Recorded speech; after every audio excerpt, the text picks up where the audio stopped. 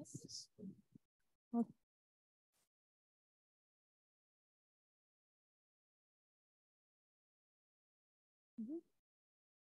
Okay, hello everybody.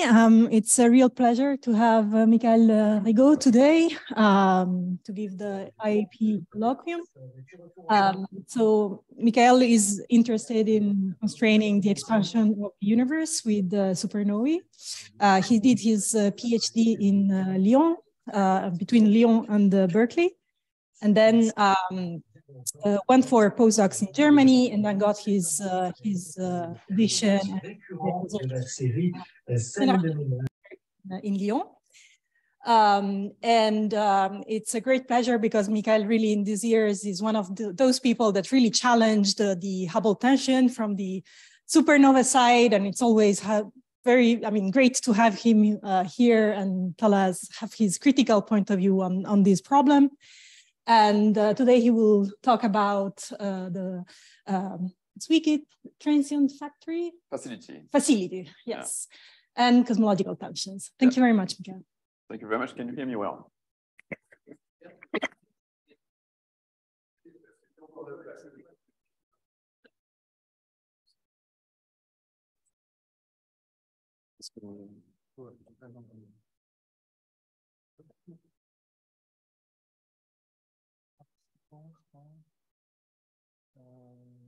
Le son des participants alors enlevé.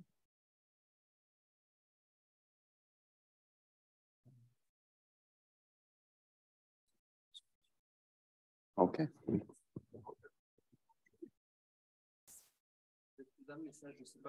Full screen, il n'y a pas un truc full screen, affichage, option affichage. Masquer le volet vidéo. Ouais. Non. Non. Plein écran, demander le contrôle à distance. C'est dans le plus, ça. Suspendre l'enregistrement et l'enregistrement, c'est ça. Donc, afficher, ouais. Justement, ça ne va pas. Voilà. Et après, je suis sûr de.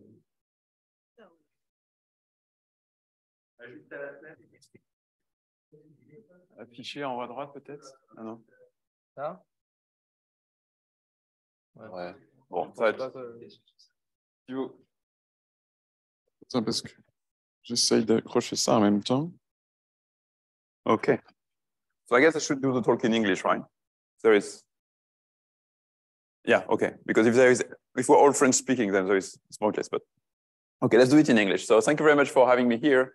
So in the next 45-50 minutes, I will talk about supernovae, cosmology, and ZTF. And you see, I'm very excited on this project we have, and we're conducted in France and across Europe and the world. Yeah. But the context here is about cosmology, and most of you here are doing cosmology, but not everyone. So as a first line, I will say that the cosmological model we have right now, Lambda-CDM, is working very well. It's working very well for many, many aspects. It's explaining extremely well. Do you see that? Yeah. It's explaining extremely well how the CMB data are. It's explaining very well the shape we see for the Hubble diagram for the Type Ia Supernovae. I'm illustrating those two because we're going to talk about those two here today. But you have many other problems. This is actually the strong strength of the concordance model we have, the Lambda-CDM model, is that you are observing many different aspects of the universe. So the BAO, the clusters, the recleansing, the baryon nucleosynthesis, and many others. And all of them agree, globally speaking, with the Lambda-CDM model. It has its flaw. One of them is that we don't know what lambda is and we don't know what CDM is, which is a big problem for the Lambda-CDM model. But also it has two main tensions today. We have the what we call the Hubble-tension that we are going to talk about quite a lot, which basically says that the universe is expanding faster than what was expected given the data we had at early time from the CMB and the cosmological model we have. Okay, so this is a plot you may have seen a lot, H0 versus number of effective degree of dark radiation. We are supposed to be here if we trust the high redshift data. And the band here is showing you where we were, but it's roughly the same now, what we directly measure here. We're going to talk a lot about that today. Another tension is about what we call the S8 tension or the sigma 8 tension. It's about half, so this is a 5 sigma tension, which will be enough in particle physics to say discovery. And here is like 2.5 sigma, which is like in particle physics will be interesting. And basically, it says that the structure we see are too small or not form enough in comparison to what we were expecting, given, again, the data from Lambda-CDM and the cosmological model. So this is the context on which we work, and we are trying to see what we can learn from that. Does it mean that the model is not working at all, actually, because we should not see that? And I will stress here that those two tension are not just two parameters, it's almost the only two parameters we can directly measure today, and both of those parameters are not working super well. So I will show you also today that in this context, the nearby Type Ia Supernovae cosmology, especially in the context of ZTF, I'm going to introduce later on, that Type Ia Supernovae are should be yet again able to revolutionize the field like we did 30 years ago when we discovered dark energy. I say we, but I was not part of that. We have a way to measure H0. We have actually a way to solve potential resist tension. We are in the center of measuring dark energy, as I will show you, and we can do many other things, okay? But I'll show you that those 3 points here are, ZTF will play a key role, I think, in those 3 fields here. Okay, so this is a general introduction, so let's start, let's take a step back and say how the Type Ia Supernovae works. So Type Ia Supernovae, it's a transient, okay? It's a supernovae, so it's an exploding star. And you see here a light curve in days from the max, okay? And this is 3 different bands for when you observed a light curve. This is actually a ZTF light curve, because this is what I had on my laptop. So you see different bands and you see different curves. This is a different radioactive elements that are appearing or disappearing in the light curve. But basically what matters for us is that it reaches a maximum here, which is the average luminosity. This is a supernova luminosity in the B band. And this is what we use to measure distances. The trick is that Type Ia supernovae are almost always as bright in this light curve. If you compare 2 light curves of a supernova at the same distance, then we have roughly the same light curve.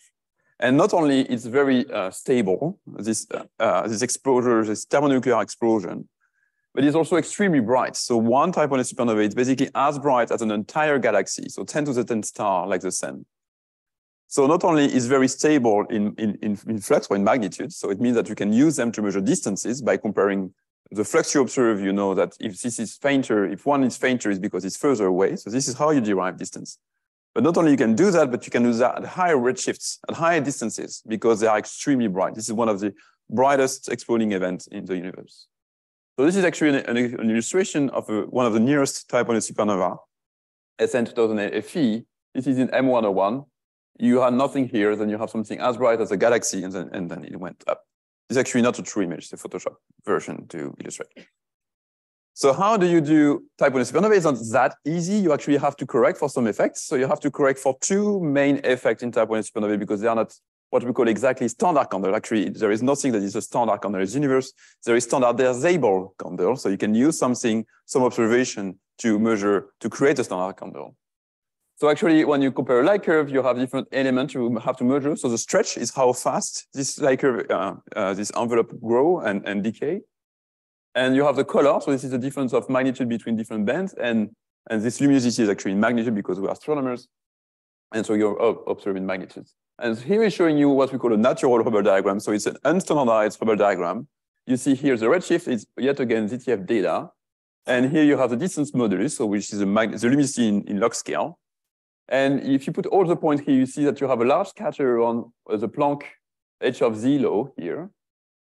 But you see that you will have a strong correlation. If you are further away from the curve, you have a higher color. And this color is quite still unclear where this color is coming from, but part of that is actually the dust you have along the line of sight, the dust from the host that is diminishing the light. So something is appearing fainter and redder at the same time, so you correct for its color, so you can know what is its true magnitude. And if you correct for that, you can actually go from a natural scatter of about 0.40 magnitude, so about 40%, which is you divide by 2 to have a distance precision. So basically a scatter of 20% in distance.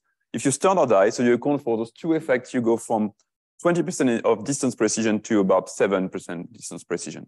So a standardized Type Ia supernovae, so it was a class of Type Ia supernovae in 2 minutes. A typical Type Ia supernova distance precision is about 7%. So once you have done the standardization, it doesn't look at all like that. It looks like that. Okay, so this is in log scale, so it's even more, it's easier to see. So this is again the distance modulus, and here you have the redshift. And you have, this is one of the latest Hubble diagram, but the one with the light, I think the easiest to read from Skolnick et al. 2018. And you can see that you can actually split the Hubble diagram from Type Ia Supernova in two main parts. At low redshift, between 0 basically and 0.1, the distance modulus depends on the redshift, there's a curve here, the Hubble constant square, and the average luminosity of the supernovae. And at higher redshift, you have the same parameters, but in addition, you see the effect of different cosmological models. So the properties of the the density of matter, density of dark energy, the properties of dark energy, or whatever you can imagine. Okay, so you have two different areas. Low redshift here, where basically the only cosmological parameter is H0, and all the other cosmological parameter at higher redshift. So Type Ia Supernovae cosmology is really a comparison tool when you have to, what we call anchor the Hubble diagram. So you have to measure this product here and to use it at higher redshift to disentangle the effect from supernovae of other cosmological effects. Okay. So you really have to do measurements. The longest the redshift range you have here, the stronger your properties are, your derivation of the properties. And so because Type Ia Supernovae are one of the only tools able to probe the recent cosmological time, so basically things below redshift of 1, almost only Type Ia Supernovae are able to probe that precisely. This is a very moment where dark energy is dominating the expansion rate of the universe. And this is why Type Ia Supernovae are the key, is one of the key probes to measure the properties of the dark energy. So you can see that here in this plot from the same paper, we have W, the equation of state parameter of dark energy that should be -1 if it's a simple cosmological constant, and omega m here. And you see that the CMB is providing the very narrow degeneracy curve between omega m and W, and supernovae arrive and provide this perpendicular constraint here. And so combining CMB with Type Ia supernovae is extremely powerful to measure dark energy. And you have this area here in dark that is compatible with -1 at about 5%. Okay. So one of the goals of Type Ia supernovae now cosmology is to measure this W of about 1% and what we call WA. So the potential evolution of W as a function of redshift, basically the next order in the Taylor expansion, then about 10%. But to do that is extremely hard because this is basically an illustration showing you how precise you need to be with Type Ia supernovae distances or any other cosmological distance probe when you want to probe dark energy. So this is what we expect in Lambda-CDM. So here is basically the residual Hubble diagram of Lambda-CDM in blue. And this is how much, if you anchor everything at the Planck scale, this is how much the curve will deviate if you have a different scenario for dark energy, not just -1 for W, but something else. So for instance, -2% or -10%. And you see that the deviation you are expecting is about 0.02, at most 0.02. So this is, you have to read it as precision in flux. So this is basically 2% precision in your flux measurement on average. Okay. This is roughly where we are right now, the 2 sigma level. This is where we want to be in the next 5 to 10 years. So it means that we need to measure an average luminosity of the supernovae between a redshift of 0 and a redshift of 1, which is basically 7 light years away, a difference of about few per mil in flux. So this is what we aim at, okay? So because the scalar of a Type Ia supernovae, I told you, is about 15%, if all your measurements were just noise, you need about 5,000 Type Ia supernovae here and about as many here to do this measurement. And this assumes that you have no other errors than just random noise, which never happened in life. Okay. Which means that the other problem is not just collecting a lot of Type Ia supernovae. So this is 5,000 in 2 or few different regions. Right now, in the last 20 years, we have accumulated about 1,000 Type Ia supernovae right now between, basically in the last 30 years, we have 1,000. And not only you have to do that, but you also need to make sure that your photometric accuracy, when you say this flux is so much, it's not so much by 1% more, it's like 12.001. This is a precision you need to reach. And it means that your photometric calibration, your hardware control, everything that is about your measurement have to be calibrated at the 1 per mil in flux. And this is extremely challenging right now. And this is what we are focusing on in the Type Ia community in France. Okay. The other thing about supernovae is that we can measure H0. Okay, so W, that was a historical way, but now we also, H0 was also historical, but we are discussing more about that. You see that if we are able, if you focus on the low redshift sample, if we are able to have a way to measure the average geometry of the supernovae, absolutely, so we know that LSN is so much, then from the Hubble diagram here, as a low redshift sample where you're not affected by the other cosmological parameter, then you can measure H0 if you have an access to that. So this is in one slide how we do it. This is the direct distance ladder, and this is a shoes way to do that. One of the, I think, the fastest way to go from distance to H0. Okay, so the goal I told you is to get the average geometry of the supernovae here to get H0 from those supernovae. To get that, you need distance measurements because you need to say, okay, I have measured the flux, but this time I don't want to use the flux to measure the distances. I want to measure the flux. If I get access to the luminosity, if I have the distance, I can have access to the luminosity of the object, okay? So to do that, you have a few geometrical distances. You have the parallaxes. Basically, you use geometrical distances, and then you have to go from here to there because unfortunately you don't have any, for instance, parallax measurement of a Type Ia supernovae. Okay, you don't have any supernovae that have exploded in the Milky Way recently, which is actually good news for us. But so you have an intermediate step, and so right now the most precise way is to use Cepheids. So you have this precision luminosity of these young bright stars that are calibrated directly with this technique, and you happen to have observed a lot of of Cepheids in a host of a Type Ia supernovae. You have 40 hosts that have been observed this way because you don't have so many Type Ia supernovae that are nearby enough to do this measurement. So you have 40 of them. And if you do that, then you have distances for the Cepheids. The Cepheids provide you the distances of the galaxy. The galaxy has a Type Ia supernovae. You measure its flux, so you have access to its luminosity. You use that, you put that here, and you get H0. Okay. Actually, you don't do that in many steps. You do that in a one fit, but that's the idea, right? So you have 73. You can also compare what the prediction is from Planck. So Planck is this marvelous data set you've been working on quite a lot here, where you have all of those red points that are data, and you have only 6 free parameters to fit all of those points in your model. And if I can give you any six parameter, any equation you like, take anything you want. If you only have 6 free parameters, it's very hard to find a solution of all of that point at the same time. So it's a very, very, very clear sample. And this has constraints. So this provides you what was the initial condition for your basically equation. And then you have no free parameter. It's perfectly predicting how it should evolve. And you see that you should have right now H0, which is basically H of z equals 0, about 67.4 plus minus half.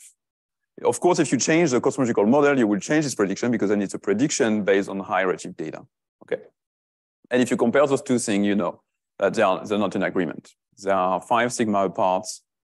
Planck is about 67.4, and supernovae plus Cepheids, the direct measurement from shoes is at 73. So this is what we call the H0 tension. This is a coordinate H0 tension, those two most precise measurements. But it doesn't mean that the Type Ia supernovae are in disagreement with the Planck, because I showed you that earlier on already, a curve from Planck.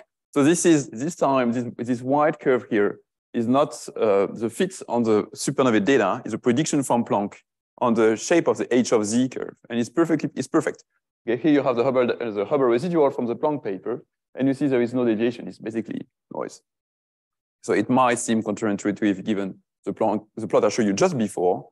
It's just that it's not the shape, the supernovae alone don't measure H0, they measure H of z at this redshift. So the shape here is exactly what we expect from cosmology. It's just that the 0 points of this curve is free, and this is anchored by shoes. Okay, this is anchored by the Cepheids. And this is where the thing breaks. You have another way to actually measure this average geometry of the supernovae, is what we call the inverse distance ladder. So you go from, for instance, Planck, but it doesn't have to be Planck. Okay, you have a scale of this peak here. And this peak is the first BAO peak, is where, when you compare now a galaxy, this is where the galaxy will form, okay, in the future of the expansion of the universe. And so you can measure the BAO scale, actually. It's basically comparing galaxy position at a given redshift. And if you do that, you have a scale of the universe. And this scale, you can predict it from the CMB scale here.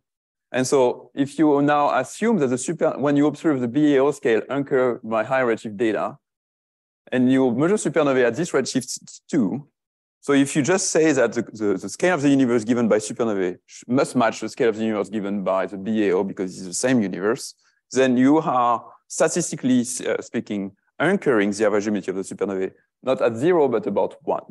okay? And if you do that, then you use the supernovae, then you use the shape of the supernovae to go to 0. And if you do that, you are in perfect agreement with Planck. This is the Boss result from 2017, and it's about 67.3. So again, it's not the supernovae that are in disagreement. It's the way you anchor Type Ia supernovae where you have a constraint, okay? And so you can say that maybe something has changed. Maybe the way with the h of z curve, there is something somewhere else because you have, if you anchor at early time or if you anchor at late time, you see something different. So maybe you can change the model. But this is my only slide about that, changing the model, because it's very hard. For instance, you can say here that you see this curve where you have different colors here showing you that actually Planck, if you increase the number of effective, basically the effective number of neutrinos, if you increase it around, say, +1, you will be quite in agreement with Planck, sorry, with supernovae. So you can say, okay, that's it. I mean, the solution is easy. You just add a new neutrino in the business, and here you are. So the particle physics will be unhappy because they quite don't see that too, but maybe, right? The issue is that if you see that you have a color scale here, so it means that if you increase the number of effective neutrino, you increase the expectation for sigma 8 here, okay? And I told you that there is already a tension in sigma 8, is that the Planck value, which is in gray here, lies quite above the direct measurement from other techniques, so weak lensing or clusters. Okay, and so basically, if you try to solve this tension by increasing the number of effective degrees of neutrino, for instance, you will increase this gray, you will move this point above like that, higher and higher. So basically, you will solve this tension by breaking the sigma 8 tension. So actually, the summary is that right now, today, there is not a single solution that is able to explain both at the same time. And there is not a single solution that is able to solve one without breaking the other. Or another way to say that, there is no theoretical solution so far. Okay, so maybe it's not that. Okay, just another illustration. If you don't assume the curvature to be, if you force the curvature really on all the limits, right? Then this one is excluded. This one can move a bit, but it's really hard. And this dark energy doesn't solve. I mean, you cannot invoke a strange dark energy, a strange W to explain things like that. Okay. So you have all the techniques. So the thing you want to do now is to say maybe there is a flow somewhere in the direct measurement, for instance. So you say, okay, is there any other technique that's a direct shoes technique to measure H0? So maybe the shoes has a problem. So you can use that. So this is actually just a time delay from strong lensing. So this is quite, it's very nice. So you have a foreground galaxy and you have some transient. It doesn't have to be a quasar, any transient, okay? And that is strongly lensed by the subject. So what you see is actually those 4 different elements, so this Einstein cross. And because it's a transient, you see that each one of them has flares. For instance, if it's a quasar, it has flares. But because each of those paths here is not exactly the same, they don't quite see the same expansion history of the universe. And so you have some time delay between the different lenses here. And actually, you can actually derive this equation here. If you are able to probe the lensing potential of this galaxy here, you are able to directly measure H0 from the time delay of those different 4 points. Okay. So this is what this is what Holico or Cosmograil or this kind of guys are doing right now, and they have acquired each one of them. Each system like that is an independent measurement of H0. That is very, very powerful, and it's direct. So they have acquired about 10 systems like that. And basically, there is an entire seminar about that, but my takeaway, the long story short here, is that so far it's full of systematic too. So you usually see this point here, which lie exactly in agreement with the shoes direct measurements. And so this was in the paper from Wang 2020. And this assumes a profile coming from the lens. You never see the lens alone because you always have this thing behind. So you have to model the lens. And what you see is that if you have to assume things about the lensing potential because you only have access to limited information. And one of them is that it's only a 2D information. And if you do a simple power law plus light anyway, so some detail about a simple profile, or as complex as you can guess from data like that, you are here. What has been also shown by some of the team in the same business is that if you use Muse to observe in very high precision the lens and use basically the star, you see the star profile, you can guess the lensing potential by seeing how much they have the scatter of the stars. And this is giving you new information about the profile you have on the lensing system from the Doppler effect you see within the galaxy. If you do that, you basically, this doesn't work so well. So it means that the model they have assumed is not as good. And so the net effect is that you increase by a lot the error bars and you shift the centroid. So this is my takeaway value from them because it looks like it's more conservative. Actually, it's a very highly debated thing within this community.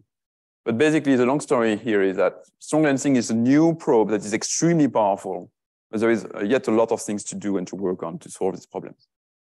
Okay, so you have also tools like the mega maser and the kilonova that's providing interesting constraints. So for instance, so the kilonova is very fun because it's a gravitational wave, but you don't have any strong constraint on that. With that, and you have the direct mega maser technique, which is very promising. That have something quite high, and this is yet another completely independent of the supernovae. So, I mean, they are all quite high in comparison to Planck. Okay. To bring yet more confusion, because this is a business here, what time is that? Okay, good. So to bring more confusion, there is another way to measure, to directly measure the distance of the supernovae. It's not to use the Cepheid, it's to use the TRGB. The tip of the red giant branch. So here you see the red giant branch. And this has a physical limit anchored by fundamental physics, which means that if the star is too big, it blows up. Okay. And so when you don't see star anymore, it's because it was too big. So you try to see this tip. And this is universal. The fact that the star is too big is the same for every galaxy, every time in the history of the universe, at least as the nearest distance we are looking at. And so by comparing where this tip is, you can have access to a distance. So like for the Cepheid is the perimeter relation. Okay, so you can actually go from direct measurements, anchoring this TRGB thing, observe the TRGB on the host of Type Ia supernovae, and use that to measure H0. If you do that, you have something quite smaller. It's about 70. So if you put it there in this diagram here, it lies right in the middle between Planck and Schutz. Again, there is debate from the Schutz team that this was actually too small. I don't know that this is enough to say anything about that, but this is where they stand for in the latest Friedman et al. Paper. Okay, so this is a summary about one of the summary. You can see many plots like that. This is my own summary, my takeaway message on this business, trying to show you independent, supernovae independent probes here. So this one are sensitive to peculiar motion. I haven't discussed that much, but they are not so far. So you need to have a model for the peculiar motion of the galaxy in the universe. This one is very promising, I think, one of the most promising, but a lot of things to work on. And what I would like to stress here is that all the things that we talk about, this H0 tension, is all about how do you anchor Type Ia supernovae. So here you have Type Ia supernovae in the middle of the business for high redshift anchoring, like Planck, or nearby anchoring around 70. And so the Type Ia supernovae in that business is very in the center of the talk. And this brings me to the second half of the talk about what do we know about Type Ia supernovae, and could there be any problem in Type Ia supernovae, and is there anything to learn there? The one thing I haven't told, and this is what I've been working on, as Sylvia introduced, for the last bit more than 10 years, is that we don't know what Type Ia supernovae are as a pitch. We know it's a white dwarf exploding, but we don't know how it explodes. We don't know why it explodes. We guess it's because it's a binary system, and somehow the white dwarf that was there accretes, or get mass from somewhere else, and reaching the Chandrasekhar mass and blows up. So we now know that this simple story doesn't hold, but we still know that it's a white dwarf exploding. Okay. So the key question here about the fact that we don't know how Type Ia supernovae are is that things in the explosion mechanism may influence the way the Type Ia supernovae evolves, may influence the absolute luminosity it reaches, and so it may evolve the distance measurement we derive from that. The key question here, what I'm raising, is that are we sure that this average luminosity here, and there is the same? And the shortcut to the answer is that no. The question is, how bad is that? So one of the things we know since about 10 years now is that depending on their environment, the Type Ia supernovae vary. So this is very troublesome because it should not happen. So this is a Hubble diagram. So it's comparison, 0 is basically the average luminosity of the supernovae. If you're on the top, you're about fainter on average, and if you're on the bottom, you're below the Hubble diagram. So you're too bright in comparison to the average population. And what you clearly see here is that if we beam the supernovae per mass, stellar mass of their host, the one from low mass host are significantly fainter than the one from high mass host. And this is a very clear cut. Yet there is no way the Type Ia supernovae, when it blows up, it knows how many stars there is in this galaxy. There is, I mean, no. But it's astrophysics, so it's very complicated. So the fact that you have a massive galaxy, it means that you had a lot of star formation before. It means that your metallicity is higher on average. It means that your star formation is lower on average. You have more old population. So you have a lot of things that are connected within astrophysics. So the question here is that what do we see there when we see that? What it means, what does it say to us about how supernovae explodes?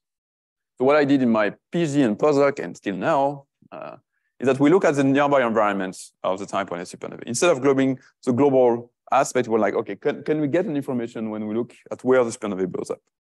The goal here is to see, can we say the cousin stars of the progenitor, and what can this tell us? So what we came up with is this parameter, which is quite badly named, the local specific star formation rate. So you may have heard about the SSFR, the specific star formation rate. So it's basically the ratio between the star formation rate divided by the mass. So this is a fraction of young star you're creating along the way. The local specific star formation rate is this, but measured at the supernovae location. Okay. And what we see here is that still the Hubble diagram. So if you're on top, you're fainter, is that supernovae from young population environments. So you have a lot of star formation where the supernovae blows up in comparison to the number of all population star you have there, are significantly fainter than the one from passive environments, so where you don't have any more star formation. So you know in that case that this was an old progenitor. And from complicated reasons I don't have time to enter, it's very likely that those here, you have a sharp transition because of the way white dwarf evolved or whatever. Anyway, so this is a young progenitor, okay? And the good thing with SSFR is that it's not so much connected to other parameters like metallicity in the environment or dust in the environment. But it's kind of one of the unique parameters that is quite self-indicating age, okay? And so because you have basically the supernovae from young population much fainter by 16%. And this is actually, oh, I missed a slide, sorry. The slide that is missing is that this is actually explaining the plot I just showed you before, this one, because here is highly dominated by all population star, all progenitor, all massive stars. And so we see that the high mass galaxy are hosting brighter supernovae because they are hosting a large fraction of those yellow points here. And so they appear to be on average brighter than high mass hosts because they are hosting principally favoring a lot the old population. Okay, but how does this impact H0? Because you can imagine that, okay, if there is a difference between young and so something connected with the star formation rate of the supernovae, you know that the galaxy, the universe was forming much more stars at the redshift of 1 or 2. There is 40 times more star formation at the redshift of 1 than there is today. So you can imagine that there is more young population star at higher redshift. But basically between this sample here and this sample there is no evolution time. This is the same time, because between 0 and 0.1, basically, this is the same time. The trick is that here you need Cepheids. Okay, so you need to do this technique. You need to have Cepheids. So you need to have young stars to do this technique. And so you have a selection effect, a net selection effect, saying that all the supernovae here are young supernovae. While here, no, it's about 50-50. So if you don't account for the fact that the young and the old population supernovae don't have the same magnitude and they vary by about 15%, then you have a bias in your measurement of H0. Because here it's not the same as there because of a biconstruction selection function. Okay. So this is what I was already highlighting in about 7 years ago, and this effect is about 3%. Okay, so this effect is as much as all the other errors combined on the measurement of H0. This is a key systematic issue that is affecting the direct measurement with supernovae. It's not at all affecting the other measurement from the mega maser, for instance, or the strong lensing things. Okay, it's only about supernovae. So if what I'm saying is all true, then it means that Planck is about 2 kiloparsec, 2 kilometers per second per megaparsec too high. So it basically brings down shoes by 71. So 71 is not 67, right? So it's not moving it so far. And so it's within I think we are go down to 2.5 sigma or something, but it's not 1. Okay. So this is one thing. The second thing, and this is actually a rebuttal from the shoes team that were well aware of this for quite some time now, is that now, if the core thing is that if they mimic the selection, they cannot get rid of the selection function by construction because they need Cepheids.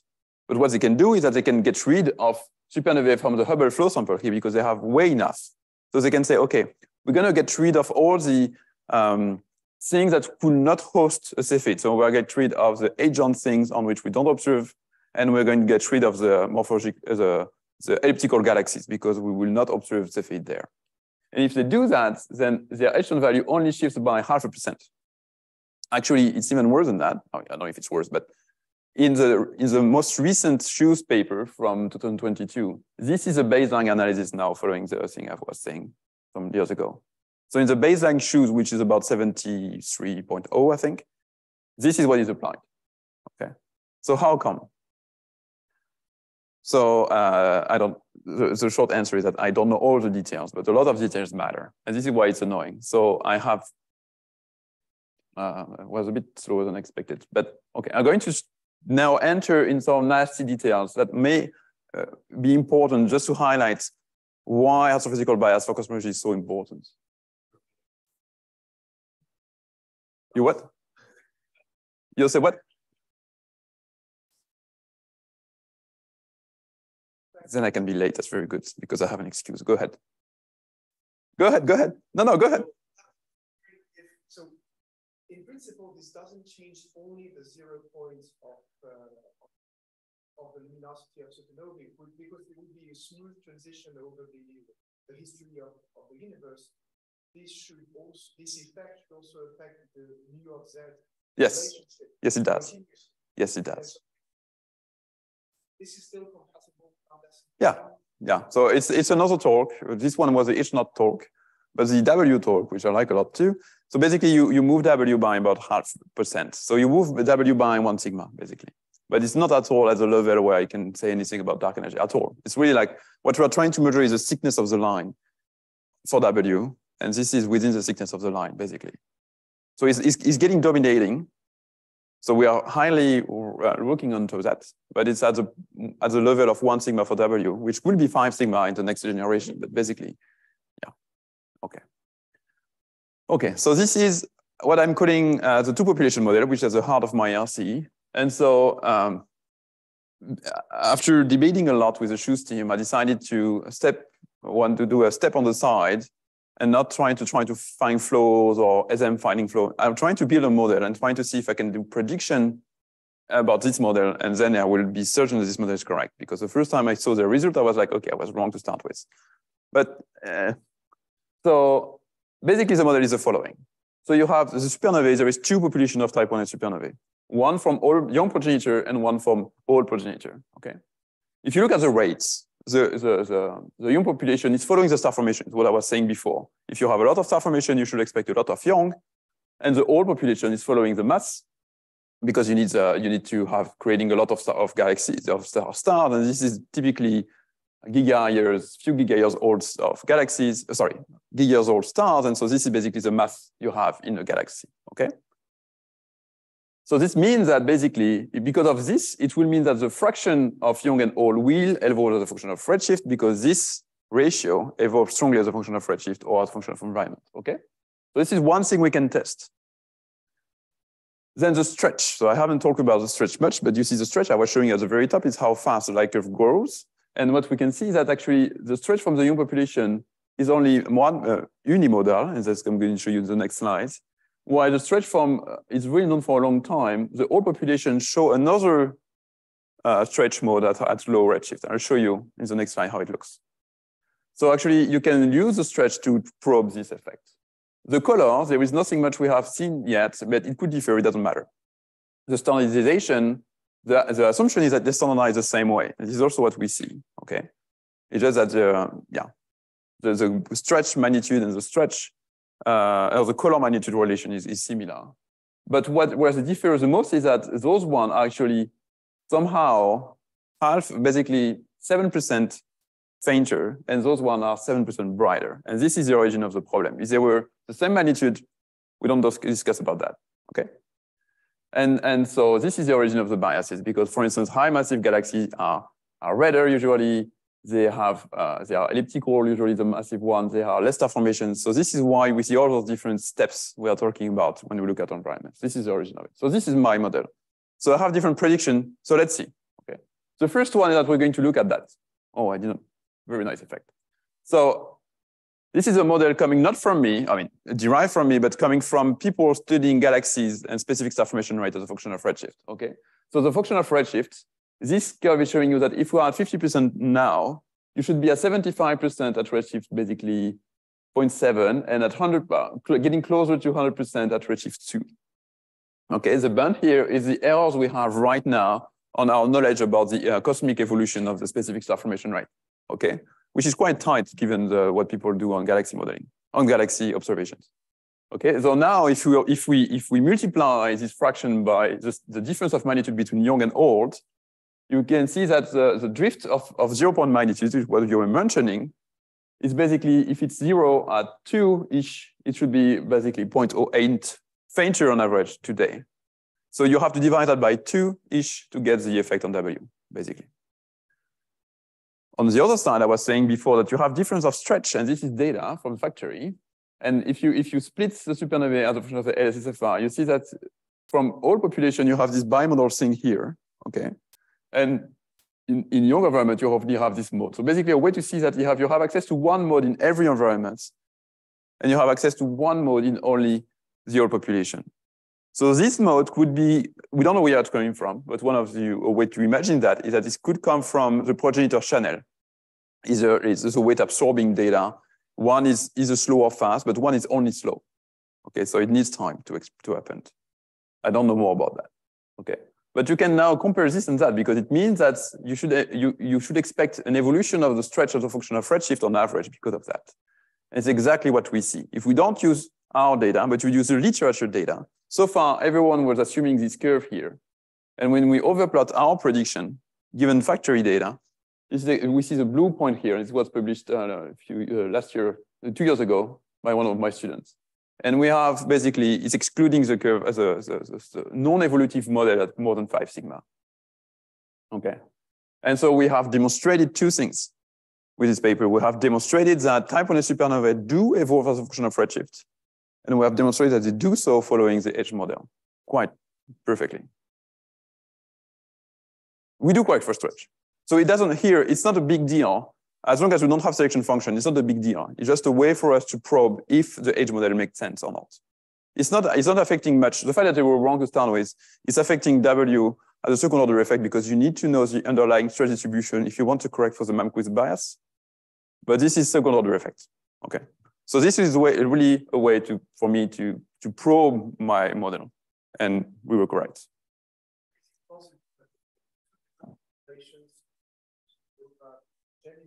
That would have different stretch directions. Yes, but we don't see that. But it doesn't mean it's not there. Okay, so let's go for the second one. This one is a bit more tricky.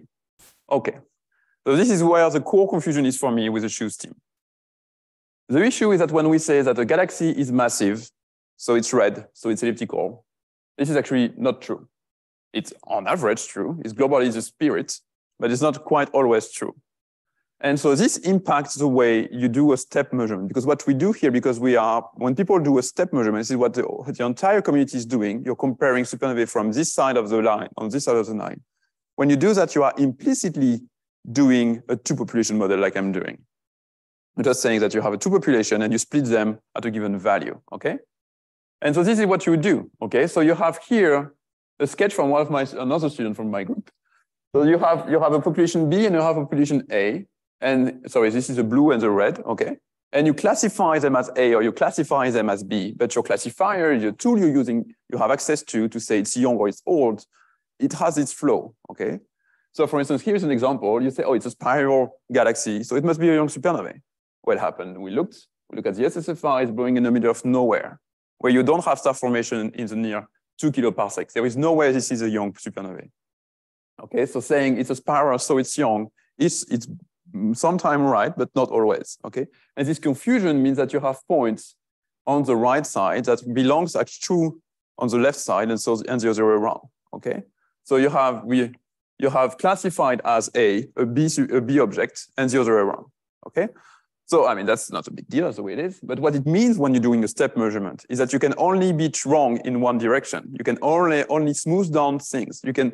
So if your true distribution was this dashed line here, if you have a small confusion like 10% this way, the observed distribution is a gray one, and it means that the difference of mean between the classified A and classified B is getting closer to 0. The extreme is this point at 0.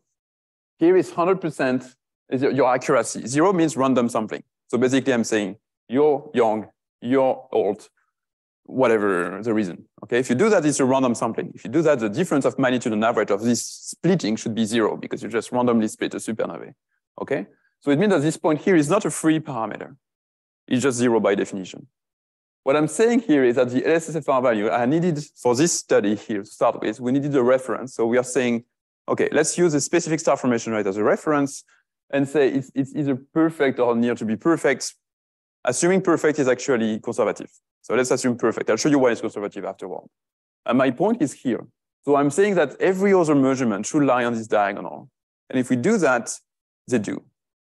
So we have measured the contamination with respect to SSFR in our data set for all the entire the literature data. And when we put them in this diagram, they do follow that.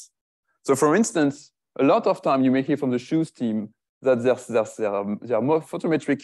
So it's actually in the latest paper that the step they see using the morphology is about 0.04, and they use morphology.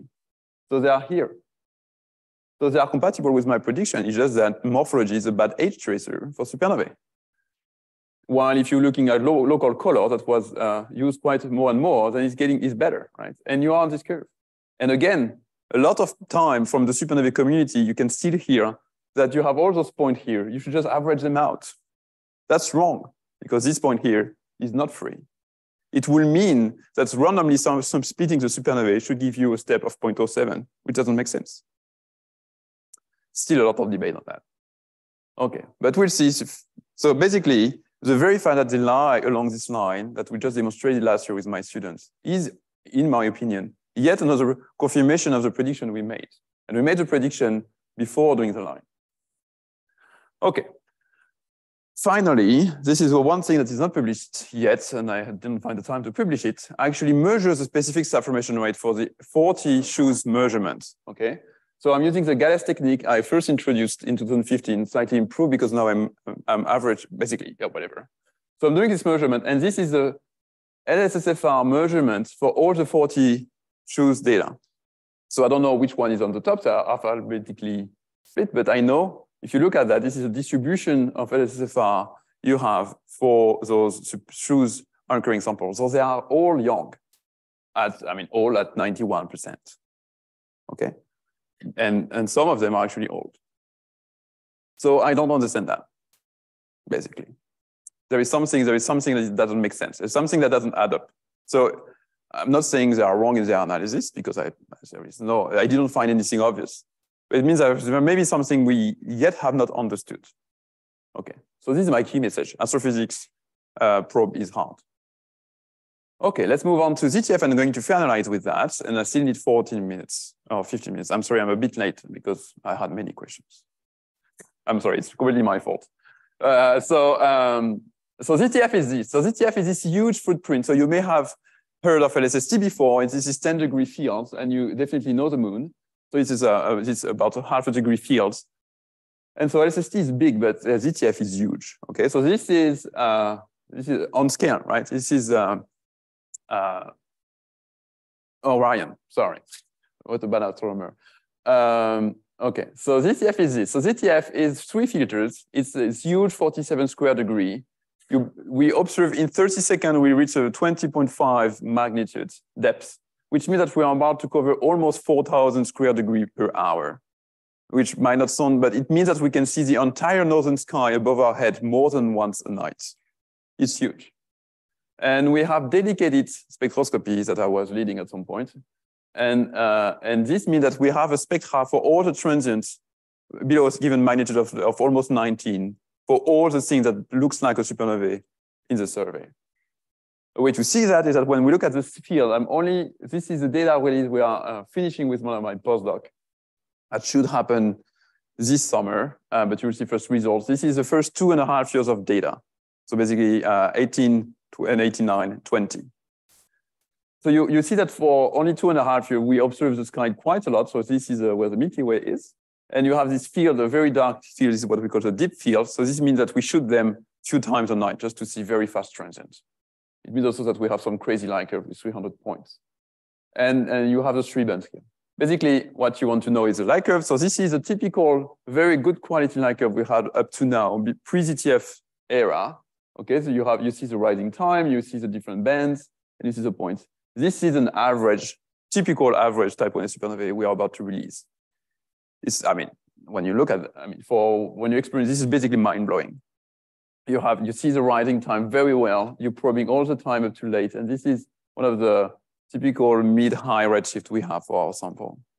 It's marvelous. This is the statistics we have. We are about to release. So the nearby supernovae samples, so the one below 0.01, the one that we call is the anchoring samples that is used, for instance, for H0. It used to be, right now, the one that has just been published is just below 500. This is the number of supernovae acquired in the last 30 years, okay? We are there, okay? This is the number of supernovae we have accumulated along the first 2.5 years of ZTF, and we still have observed 3 more years now. Okay, so we are about almost already now about 6,000. This is the 3,000 we have processed on disk already.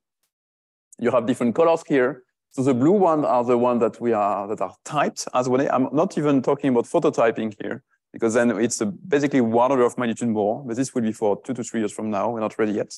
But we should expect about 20,000 photometric Type Ia supernovae.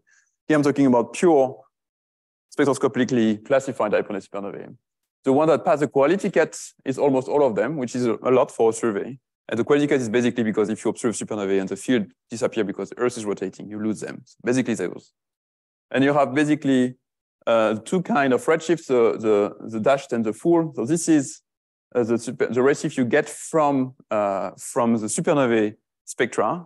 It's about 2/3 or 60%, and 40% is from the host for which we already have a bus spectra.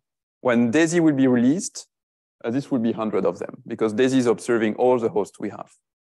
But it will not right now. It needs to observe them. Eventually, we will have the redshift, the spectroscopic redshift for all of them. So what do we do with that? We have many supernovae. So here you have the sort 2 color, and here you have the stretch distribution for all the supernovae from this data release. And what is unique, or again in ZTF, is that we have what we call a volume-limited sample. So basically at 0.06, we have observed all the supernovae nature has provided. So we don't have selection function. We don't have selection effect. We don't have unknown we don't know about because they are unknown. We just have them all. And so we can use those to try to understand the astrophysical biases we have in supernovae and not be affected by, okay, is this effect connected because we have missed the faint one, and so it's actually biasing some things, okay. If you do that, we can compare the stretch distribution and the model from NORA I was showing you before, the one with 2 populations. We don't have access to the LSSFR in ZTF. We only have photometric data for that. But the prediction from NORA was this dashed-like curve here. We are this blue curve here if we fit on our data. It's perfectly unmatched. And none of those data was used because this paper was published 2 years ago, and ZTF was not ready at all yet. So it's perfectly an alignment. The fact that we have 75% here and 25% here is exactly the prediction from my two population age model, because we had basically half with 2 bump and half with 1 unique mode. This is exactly the prediction. We are spot on. Another thing on this thing is that we now are comparing supernovae where they blow up in cluster or not. So if you're doing cluster, you know that you have less star formation in the core of a cluster, because some quenching that happens in cluster faster than the field galaxies. And this is a distribution of stretch. This is basically showing you the distance you are from the core of a cluster. So if you are basically below here, you are within the cluster. And if you are here, you are in the fields. And you see that you have this evolution of the mean stretch as a function of redshift going as a function of distance from the clusters that goes down. And it's because you're entering in the cluster mode here in red, where you are only or highly dominated by the whole population. And it's again a direct prediction from this paper And it's exactly what we see here. So it's a completely independent way we haven't thought about before that shows you that indeed, this fact that stretch varies as a function of age is exactly, the source is indeed age, because this is also what the cluster sees. If we now put our step points in this diagram curve, this is where we are. We have a step of about slightly higher than about 0.1. This one is actually pretty high, but that's the way it is. And so we are there. This is about to be published also by this summer. So yet another confirmation that the step amplitude is not about 0.04 or something like that, as the Schuss team sees. It's about we have about 0.11. And we know it's not perfect because we are looking at local color or mass. And so we know that this is there. I told you before that this was actually a conservative assumption to use the ZTF as a perfect tracer. And it's conservative because basically if we move this point on the right, it means that the curve can go only up, okay, because this point is fixed. So if this is actually a 0.13 and it's at 80% here, it means that the true bias is about 0.18 or something. Because the true bias is the intercept here. Okay. So comparing now for cosmology, we have this 5,000, it's ready, and we are now highly, highly working on that. The goal is to arrive here before SST starts. So we have those 5,000 supernovae. We have the one from DES, and Subaru from the LPNH people is about to be released too at high redshift. And our goal is to make the life very, very hard for SST. And we will be in SST after, so it will be fun. Okay. So comparing H-naught now, and I'm trying to speed up things a bit here, we're going to try to solve that. And I told you there is basically three main things we have to work on. We have selection bias. This is what I was talking about, the fact that you select, because of the technique, you select supernovae from some kind of population and not some others. You have in addition selection function.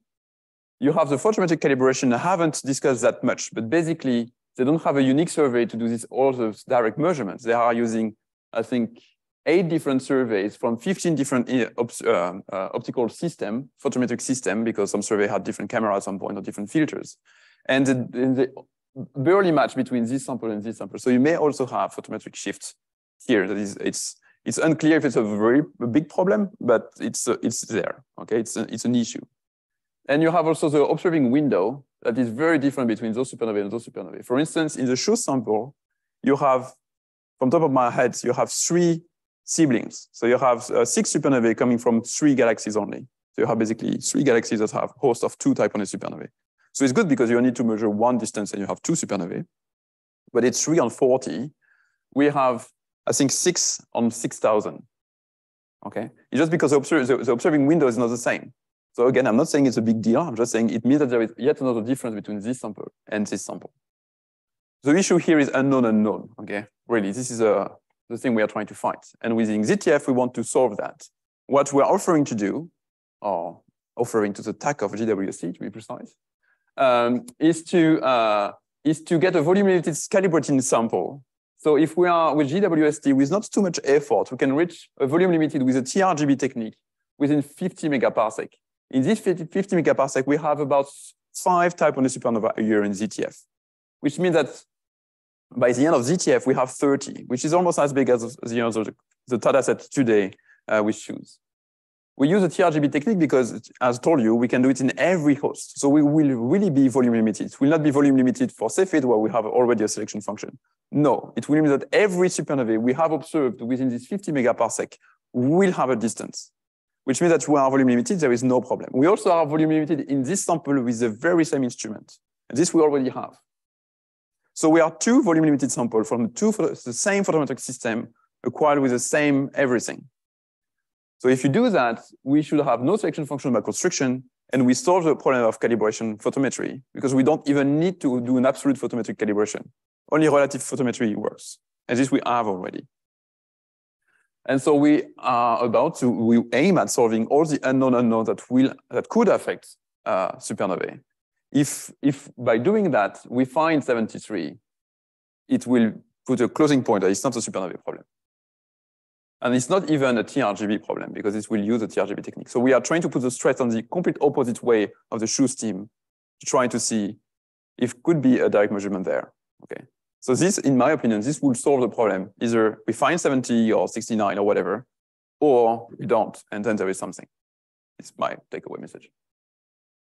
So this is basically another way to show that. This is basically what we have proposed for an HST. This is what we can aim for with the GWST, and this is basically what we want to do. Okay. I have 2 more minutes that we can do something else now. I'm sorry, I'm very late. It's so many things to say. We can do something else that have never been done before and likely never going to be done afterwards, after ZTF. This is a unique niche for ZTF. It's a new probe we have access to from Type Ia Supernovae, is that we can measure the current growth rate of structure from the peculiar velocity measurement of the supernovae. So basically here you have 2 simulations of the universe with different sigma 8 value. And if you correlate the velocity residual from the Hubble diagram of the supernovae, you have access to the flow of the supernovae. And you can, if you compare the flow in different directions in the sky, DM knows everything about that, you are measuring sigma 8 this time. Okay? So basically, the way it works is that your observed redshift is a combination of the true cosmological redshift plus peculiar velocity. The true cosmological redshift is given by the distance of the supernovae, assuming a cosmological model, but the only assumption you make here is basically speed of light, because you don't have other cosmological parameter in the universe here, and we are insensitive to H0 there. So this is a forward modeling we are building with one of my students and group within the group. So basically, you start from the cosmological model, you derive the fields for the density fields, the density of supernovae fields, the velocity field, all of that flows, and you compare that to your data. And you loop and you burn a GPU now. Okay, so why it has never been done before is that to get a constraint that makes sense, you need to have order of thousands and 5,000 if you want to be precise, and to reach the precision, you need to say anything about cosmology. And this is where we are right now. The scale here is showing you the amplitude of the peculiar velocity motion you expect from Lambda-CDM as a function of redshift. So you see it's really a niche of where ZTF is. At higher redshift, you have a lot of supernovae, but you don't have any signal. And so this is a plot we're about to, basically an advertisement plot for the simulation, showing you that basically within ZTF DR2, I was talking about, we can be as precise as about 7%, so we are here. Interestingly, and this was, I think the people didn't see that coming, is that we can do more than F sigma 8, which is this plot here. And basically, maybe I should explain more, but those are data points, but those are different curves showing you different cosmological model, but the gray band behind is the precision you expect from DAISY, RSD basically, and it blows up at low redshift where all the deviation comes. It blows up because basically the universe is too small to compare galaxies. You don't even have galaxies in the nearby universe. So you have to use another thing than just counting galaxies. You're using peculiar velocity. Something else is that supernovae, so the peculiar velocity of the supernovae basically in the sigma 8 versus omega m curve is providing this band here, okay? And it's very similar to weak lensing band. You can see where you have the deviation from Planck. The thing is that supernovae also have the Hubble diagram. So they also provide a very strong constraint on omega m here.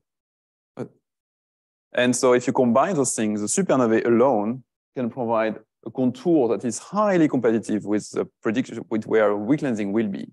And this is completely independent of weak lensing. And we are competitive. We don't know yet.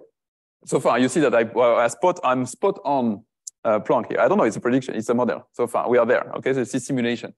But basically the contours, what matters here is the size of the contour. We are competitive with weak lensing, and we are completely independent, so we can combine. This is even more powerful. Okay, and this is for real my last slide, showing you that ZTF, in my opinion, is about to revolutionize Type Ia Supernovae cosmology and the field of cosmology, because we can have impact on H0, depending on GWST TAC, and F sigma 8 is still happening, and on dark energy. And that's it. Thank you very much, and sorry for being late.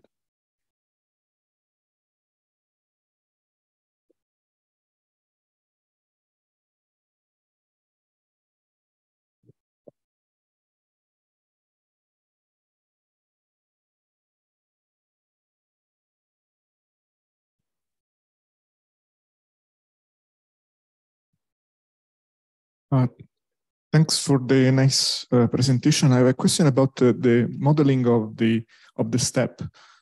So it's entirely data driven, and you didn't mention at all any input from theoretical or numerical modeling of the supernova Type Ia.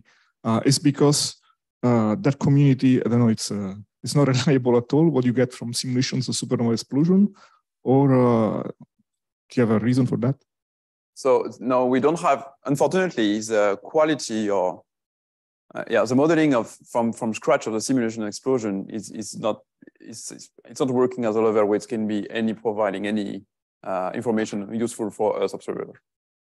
It's extremely hard, and so we have more and more, and so actually the simulating teams are actually more and more able to explain the weirdos. So for instance, there is a double detonation model where basically, whatever. And this is explaining quite well some what we call Type Ia, so some sub-branch that is a few percent of the 1A that is very fainter. But it doesn't seem to be the normal way to do 1As. And for the modeling of the step, it's definitely data-driven. So if we assume the two population age model, which I derive from looking at the data, so it's indeed in that way data-driven. But it's natural. It's just you have two populations, you have a step. The fact that you have a step is a direct consequence of the fact that you have two subpopulations. But if we compare that to many other line or whatever, it's by far the chi-square tells us a step works well.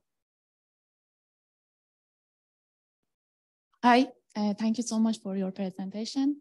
I'm from Exoplanet group, so maybe it's a general question. I think in your slide 9, you tell that the precision of the data is the precision of the photometry is challenging, and you're working on to getting the better precision. Even with James Webb, or you didn't get the desired precision. So James Webb is a remarkable instrument, but it's not helping us really. So what we call, we observe with our survey, ZTF, for instance, we observe with ZTF. So we have our camera, we have our filters, we have our detectors. And when I say I want the precision of 1 per mil, I say that when I'm observing with ZTF and I'm saying the flux in air per second per whatever of this supernovae is 12, with my instrument, it means it has to be 12.001 maximum on average. Okay. So it means that I need to control my photometric system. I need to control my camera, my filters, if I'm observing for this direction, I'm observing the next 6 months in this direction. If it was the same supernovae, I have to make sure that it's the same supernovae I will have at the input. So it's all of that. And James Webb is not helping at all because my instrument is ZTF. So people working on James Webb have actually had time to do that for James Webb, but each one their own problem. So the relative photometric error, it depends on what. So actually, this is the kind of the bar you have here. So red means hard and green means easy. And so the absolute calibration is only important for W. But the relative calibration is for sigma 8 because we don't compare to anything else. And then it's also on the per mil. The better the statistic impact or statistical weight of each supernovae. But then it's a bit more relaxed in that sense. About 0.5%. But this 0.5% is something we hope to reach like now, basically. Yeah, considering your very preliminary analysis, when you consider this effect of young and old, it had a sort of 1.5 percent or kilometer per second per megaparsec effect on H0. Now, how much do you expect that, for instance, ZTF can improve at the end? I mean, in which direction, I don't know, as you said, but can improve the final result? Can it really solve the problem, or it is just, again, very small corrections, but that's it? So for H0, yes, we're going to have about 30, depending how much GWC is generous. But if we have 30 supernovae, it means that we can basically get the same precision as as SHOES has today. So about 1% precision. Okay, 1 kilometer per second per megaparsec precision. Okay, so 2% precision. Then, depending on where our central points lie, if we are spot on 67, then we'll say, okay, SHOES was wrong, because then we would be in tension with SHOES. If we are at 73, then we will completely independently confirm SHOES.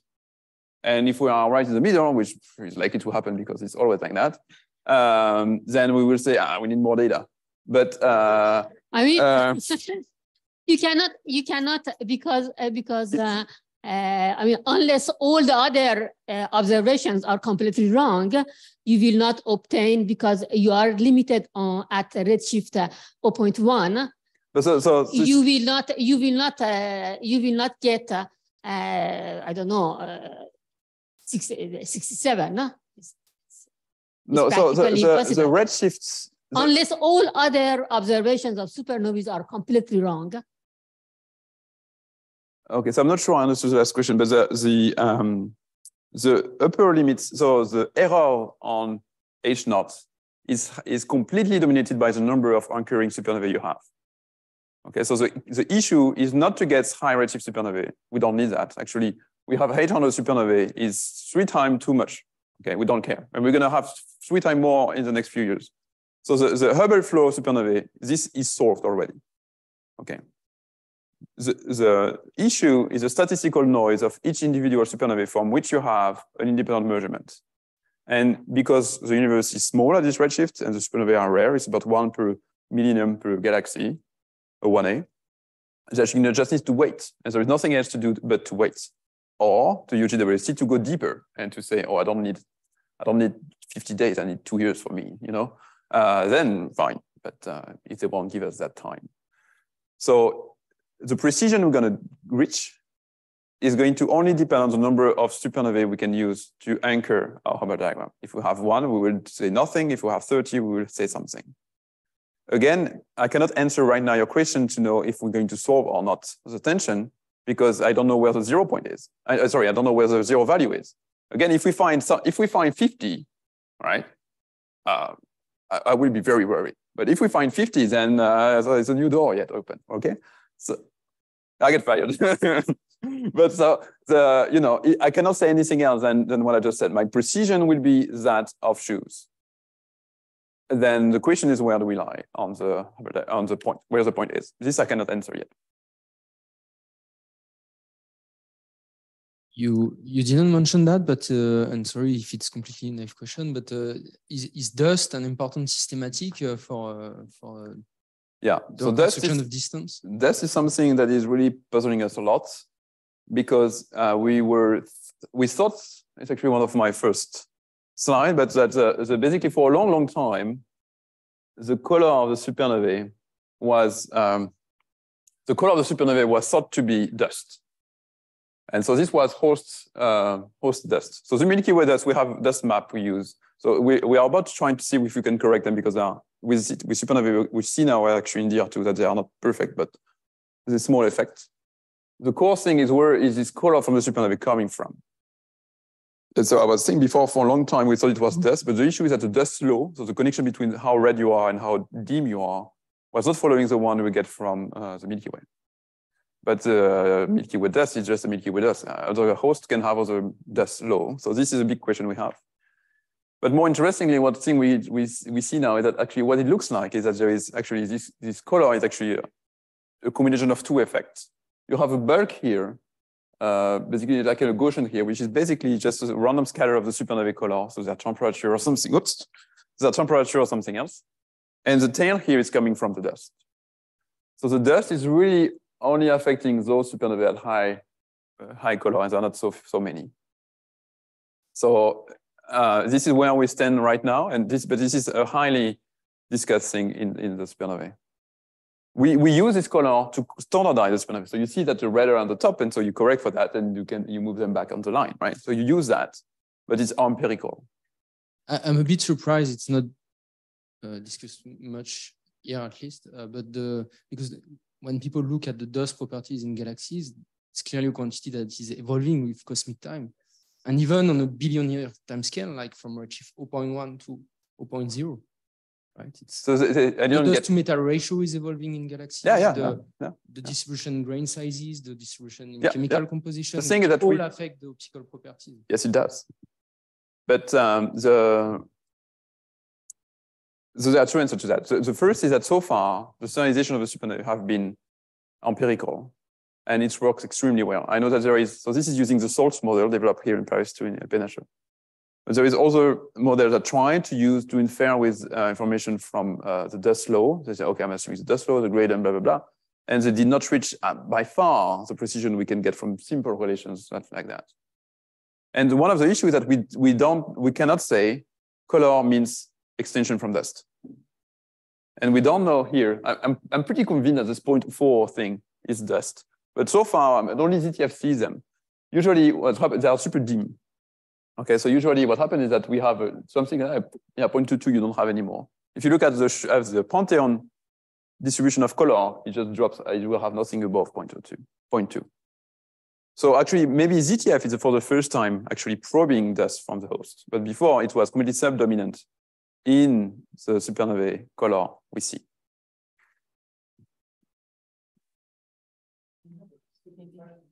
Wait. You have, I'm sorry, I'm not doing the mic. Thank you for your great talk, Mickael. People have been talking about local cosmological effects, like could we have a higher Hubble constant because we live in a local void, but then the local void would have to be very big. And other people talk about, including, I think Roya Mohai works on this here, on anisotropies of the Hubble flow pattern across the sky. So are these still important issues for you, or are they old issues? I mean, for me, I'm not sure they are. It's my biased view. I think people have shown it cannot be. It's too small.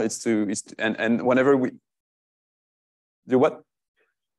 No, yeah, exactly. So I mean, universe is complex, right? It's not homogeneous. It has structure, so it has an effect in that sense, like everything else, because it's complex. It has an effect. The question is, could this be the origin of the? So my answer was that would be, my gut feeling is that it's no, because it will mean something extremely aggressive. And the supernovae data are very smooth. I mean, if you look at the curve, they're really smooth. You don't see like, and then, you know. So and I see papers that they see like an evolution, a fast evolution of the supernova exactly in between the Cepheid sample and the Hubble flow sample. And I'm pretty sure that if you move the Cepheid sample, it will move where the variation is. So basically, I don't think it's anything that is significant. But if someone proves otherwise, that will be, it's proven otherwise. For example, the anisotropies might be due to photometric calibration issues, or? Yeah. So this is, I mean, a lot of things, it's yet another talk I'm giving sometime about calibration and how hard it is and how easy you can be wrong. But for instance, the Pantheon sample, it's now, and the SDSS sample before, it was quite well calibrated across the sky. So I will be surprised if it's any, it will happen at the level I'm talking about, few per million, but yeah, no, I don't see that as a big issue. So my stupid question, to come back to the dust, I mean, I was wondering if you were talking about a dust that is in the surrounding, or is it a dust produced by the supernova? So it's a very good question. So when the person above was considering dust, he was talking about interstellar dust within the host. But there is indeed circumstellar dust created by however the supernovae progenitor evolved as a 1A. And this is something where it's really hard to disentangle for us. And this circumstellar dust, I would consider that as an intrinsic effect still. So for instance, there is discussion about, I mean, internal debates right now in the community between my edge model and some more complex Dutch model from the Skolnick team, for instance. And they actually can both be right if this dust we're talking about is circumstellar. I mean, the supernova are the main dust producer in the early universe, right? So I'm not sure, it's not the same kind of supernovae. Okay, but still, as far as I know, I don't know the detail, but because this is now too much astrophysics for me. But the type 2 supernovae, so the core collapse supernovae, the big one that are for the TRGB thing, they are creating most of the dust in galaxies. The type 1 supernovae, not as far as I know, but I might be wrong. You have also to remember that from a rate point of view, there is basically 7 or 8 times more non-1A supernovae than there are 1A supernovae. It happens that we observe, most of the time we observe type 1 supernovae because they are so much brighter, and the volume we reach is much bigger. But from a given galaxy, you have much more often a non-1A supernovae. Thank you. Okay, I think we had enough questions, so you can discuss more with the speaker now. So let's thank Mickael again. Thank you very much.